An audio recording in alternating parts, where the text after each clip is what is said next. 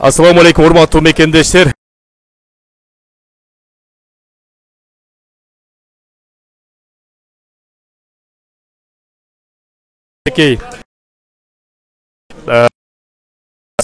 Адан кейін біз Кыргыз диаспора кеңеши бул 5 манты сеть рестораны бар экен Москва жергесинде биздин мекендештер ачкан. Ошонун бир күндүк выручкасын толугу менен ушул кичинекей карындашыбызга берели деп чечиштик.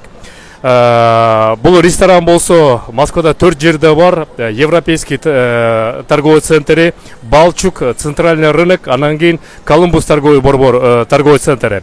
Ошол жерден бир күндүк түшкөн выручканы 11 сентябрь жекшембе күнү тамактанып ошо кайрымдуулукка салымыңар кошуп кеттиңиздер. Бул 5 мантын болсо биздин кыргызстандык ишкер мекендештер бул жерден ачты. Ишкер мекендештер да колдойлу, анан бул карындашыбыздагы кызыбызда колдоп коелу. Мына ата-энеси менен келдик. Ошо ата-энесинен да бир эки сөз. Ушул келип колдоо көрсөткөнүңүздөр үчүн Аллахтан чоң ыраазычылык билдиребиз сиздердин үй бүлөм атынан деле. Чоң рахмат сиздерге. Ошол мекендештер кайрымдуулук кылганды унутпайлы, садага кылганды унутпайлы, ишкерлерди колдойлу. 5 мантынын ээлерине да чоң рахмат.